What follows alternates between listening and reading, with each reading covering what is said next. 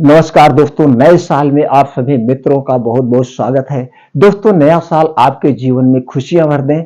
नया साल दोस्तों आपके लिए स्वस्थ बना रहे, आपका शरीर स्वस्थ निरोग बना रहे। दोस्तों, हमारे साथ नए साल के लिए चार संकल्प ले लीजिए। ये चार संकल्प अगर आज आप ले लेते हैं और ये चार जो संकल्प है इनका आप पालन करते हैं, दोस्तों विश्वास मानिए आज के बाद आपके शरीर में कोई बीमारी नहीं होगी। और जो बीमारी है दोस्तों स्वतः धीरे धीरे बिना दवा के 1 महीने के अंदर आधी हो जाएगी। अगर आपने ये चार संकल्प को आगे कंटिन्यू रखा तो दोस्तों 3 महीने के अंदर आपका शरीर स्वस्थ व निरोग हो जाएगा।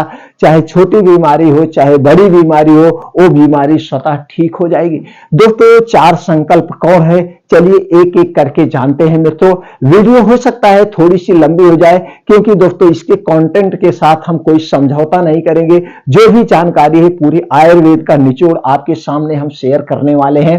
इसलिए दोस्तों वीडियो लंबी हो सकती है, इसलिए वीडियो पूरा लास्ट तक देखिएगा। और देखने के बाद जो आपको ज्ञान प्राप्त होगा वो दोस्तों अपने यार दोस्तों के साथ जरूर शेयर करिए। अगर वीडियो अच्छी लगे तो दोस्तों लाइक करके चैनल को सब्सक्राइब कर लीजिएगा। दोस्तों चलिए शुरू करते हैं पहले संकल्प से। आपको आज पहला संकल्प ये लेना होगा, आज से अभी से कल सुबह हम 5 बजे उठ जाएंगे किसी भी कीमत पर। आज लाइफ स्टाइल की बात कर रहे हैं। वैसे दोस्तों पहले लाइफ स्टाइल की बात करें तो हमें 4 बजे उठना चाहिए ब्रह्म मुहूर्त में। अगर ऐसा आप नहीं कर पा रहे तो आज के लाइफ स्टाइल के हिसाब से हमें 5 बजे उठ जाना है। 5 बजे उठने के बाद दोस्तों आपको गैस, कब्ज, एसिडिटी की अगर कोई ऐसी शिकायत लग रही है तो दोस्तों 1 से 2 गिलास गुनगुना आप पानी पीजिए। बैठकर आराम से अलथी पलथी मार के सिप करके पानी जब आप पीते हैं तो दोस्तों आपके मुंह में जो लार है रात भर जमा हुई है, सलाइवा है, ये एक अल्काइन है। ये पानी के साथ आपके पेट में जाती है, पेट को डिटॉक्सिफाई कर देती है। तो पानी पीने के बाद आप फ्रेश हो जाइए। अब आपको 5 बजे घर छोड़ देना है। अब 5 बजे से 7 बजे ये 2 घंटे का समय जो है, अब ये 2 घंटे के समय में आप घर से डिस्कनेक्ट हो जाइए। इस 2 घंटे में आपके पास मोबाइल फोन बिल्कुल नहीं होगा। मोबाइल फोन घर पे रख दीजिए। अब आप घर से बाहर निकलना है, आपको फील्ड में जाइए या किसी ऐसे पार्क में जाइए। अब ये 2 घंटे में आपको क्या करना है, 5 बजे से 7 बजे ये 2 घंटा कभी भी किसी के साथ शेयर मत करना। और ये 2 घंटा कभी भी गंवाना नहीं, ये आपको अपने शरीर के लिए देना है। ये संकल्प आज कर लीजिए। अब इस 2 घंटे में आपको करना क्या है, सबसे पहला काम है दोस्तों आपको 5 से 6 किलोमीटर का मॉर्निंग वॉक करना है। आप अपने शरीर के हिसाब से अब इसे आप आधे घंटे में कवर करेंगे। आधे घंटे में चाहे आप 15 साल के हैं चाहे आप 25 साल के हैं, उम्र के हिसाब से आप तेज धीम आप चल सकते हैं, लेकिन आधे घंटे में आप इसे कवर करेंगे।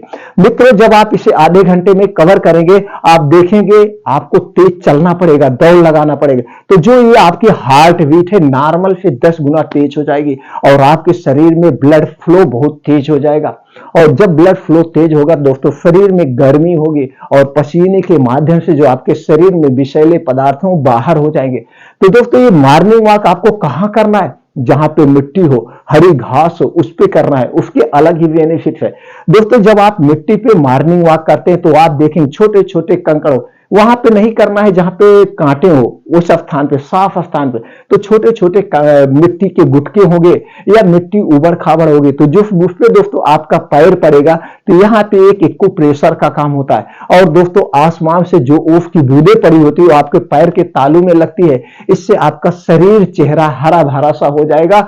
और दोस्तों जो ओस की बूंदें आपके पैर में लगती है इससे आंखों की रोशनी तेज होती है, आंखों से संबंधित कोई बीमारी आपको नहीं होगी। अब दोस्तों ये जब आपका मॉर्निंग वॉक कंप्लीट हो जाए आधे घंटे का, आपके बचा अभी 1.5 घंटे। अब 1.5 घंटे में आपको क्या करना है, 45 मिनट में 2 योगा करना है। पहला योगा है दोस्तों नाड़ी शोधन योगा, जिसे हम अनुलोम विलोम कहते हैं। इसे आपको आधे घंटे करना है, आधे घंटे। अब अनुलोम विलोम कैसे करना है, एक नाक से सांस लेना है, दूसरी नाक से छोड़ना है, दूसरी नाक से लेना, अगली नाक से छोड़ना।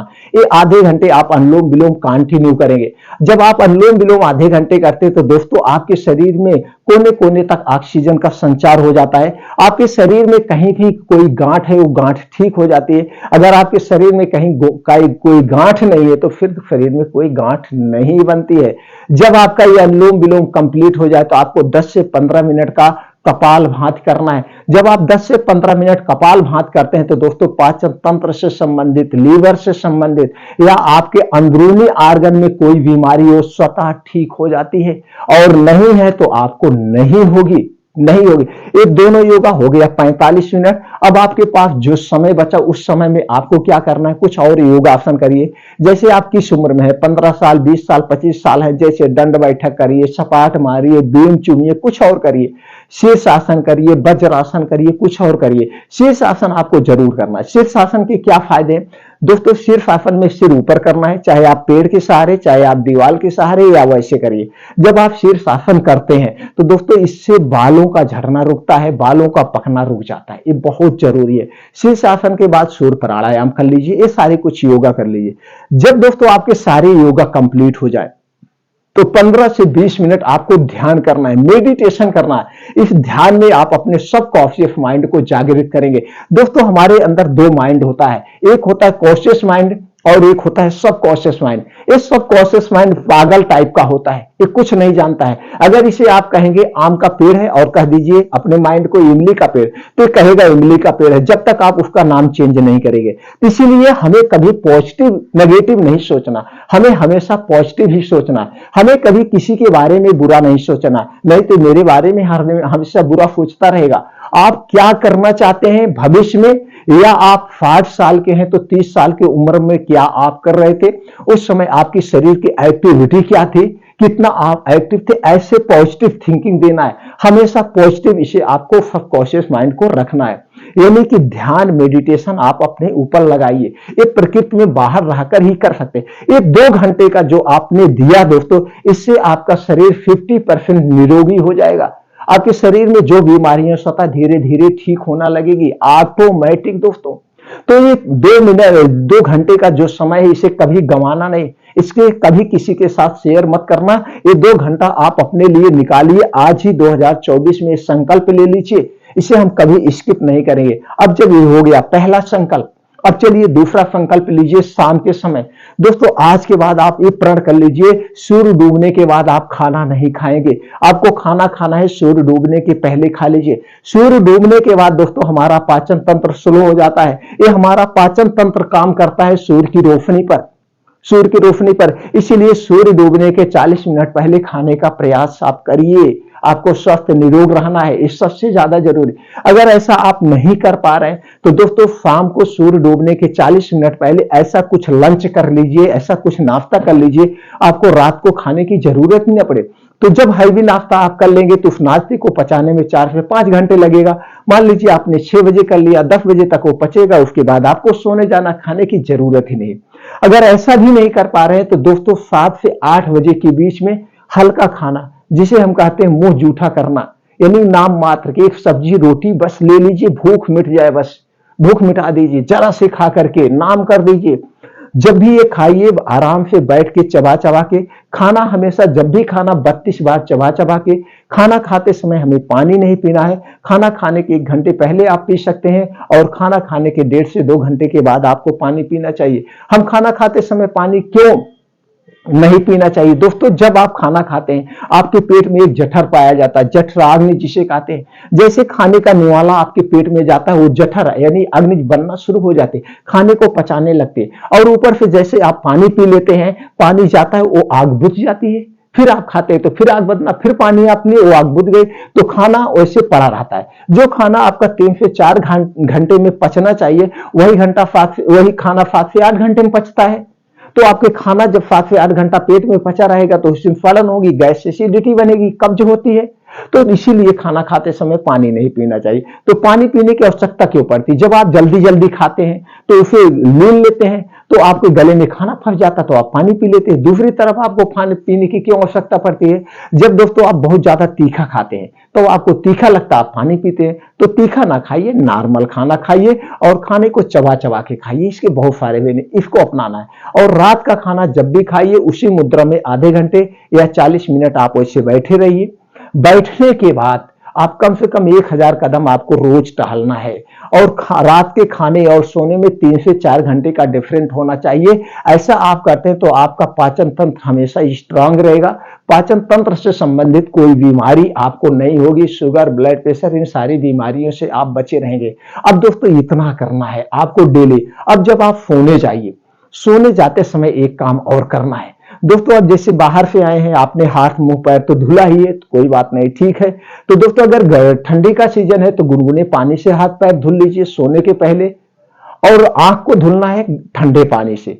कभी भी आंख को हमें गर्म पानी से नहीं धुलना चाहिए। तो दोस्तों गुनगुने पानी से हाथ पैर मुंह धुलने के बाद उसे साफ कपड़े से बढ़िया से पानी को सुखवा लीजिए। अब आप जब बिस्तर पे सोने जाइए तो आपको 3 अंगों पे तेल लगाना है। 3 अंगों पे सबसे महत्वपूर्ण अंग आपकी नाभ है। नाभ दोस्तों, नाभ के पीछे एक पेकोटी ग्रंथि पाई जाती है, जो ग्रंथ शरीर की सबसे शक्तिशाली ग्रंथ होती है। और इसी पेकोटी ग्रंथ से शरीर की सभी नसें जुड़ी होती है। इसलिए आपको नाभ में 2 से 3 बूंद शुद्ध सरसों का तेल, शुद्ध सरसों के तेल, वो भी आपके घर का, किसी कंपनी का नहीं चाहिए, आपके घर का 2 से 3 बूंद नाभ में तेल लगाना है। इसके बहुत सारे बेनिफिट है। नाभ में जब आप तेल लगाते हैं तो शरीर से बहुत सारी बीमारियां दूर होती हैं, जैसे बालों का झड़ना रुक जाता है, बालों का पकना रुक जाता है। ऐसे दोस्तों आपको नींद नहीं आ रही तो आपको बढ़िया से नींद आती है। पाचन तंत्र से संबंधित कोई समस्या वो भी दूर हो जाती है। गठिया, बाई, बतास से जोड़ों को जो दर्द होता है, इससे आपको रिलीफ मिलता है। इस बीमारी से आप बचे रहते हैं। तो पहला अंग जो है वो है नाभ। नाभ में आपको तेल लगाना है। दूसरा अंग है दोस्तों आपका पैर का तालू। रात में सोते समय आप दोनों पैर के तालू में शुद्ध सरसों का तेल मालिश करिए। और जैसे आप मालिश करना शुरू करेंगे आपको अच्छी सी नींद आने शुरू हो जाती है। और तीसरा है आपको सर में शुद्ध सरसों का तेल लगाइए, बाकी कोई तेल न लगाइए, सबसे अच्छा होता है दोस्तों। या आप जिस स्टेट से है, मान लीजिए वहां आपके यहाँ जो तेल सबसे ज्यादा उत्पादन होता है उस तेल का प्रयोग कर सकते हैं। जैसे अलसी का तेल आप ले सकते हैं, वहां का है। नारियल आपके यहाँ ज्यादा होता है तो आप नारियल का तेल का प्रयोग कर सकते हैं। जो तेल आपके यहाँ ज्यादा होता है उस तेल का सेवन कर सकते हैं। वैसे सरसों सब जगह पाया जाता है, पूरे इंडिया में पाया जाता है, तो दोस्तों इसलिए शुद्ध सरसों का तेल माना जाता है। ये 3 अंगों पे आपको तेल लगाना है। अब आपका एक इंपॉर्टेंट अंग और बचा है, वो क्या है दोस्तों? आपकी नाक।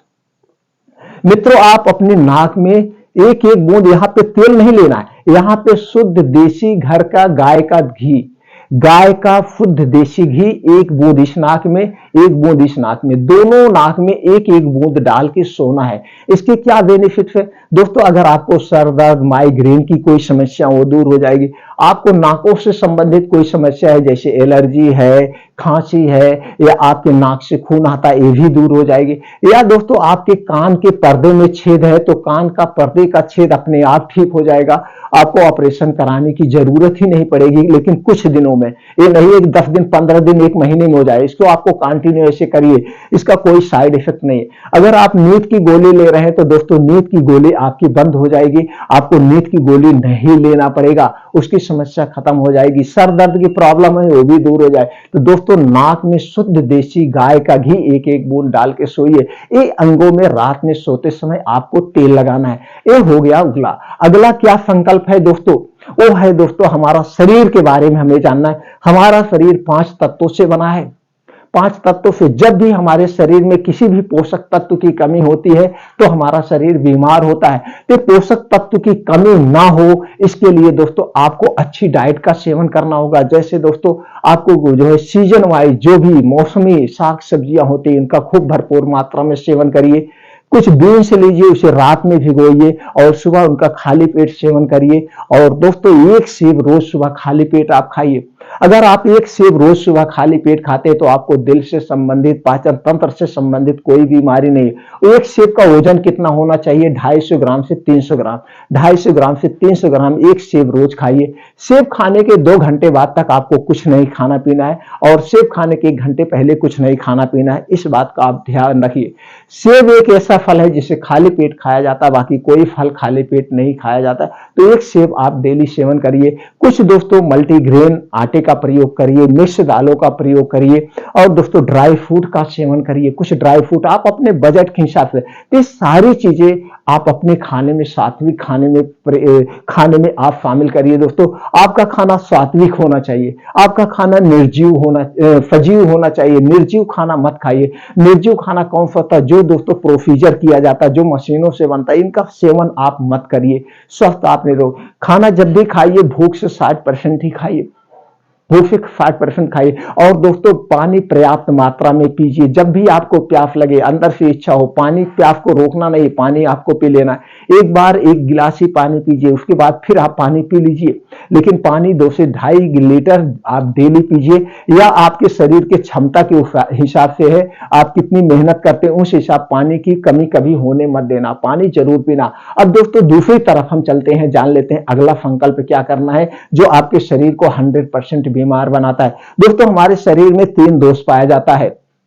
हमारे शरीर में 3 दोष पाया जाता है, वात दोष, पित्त दोष और कफ दोष।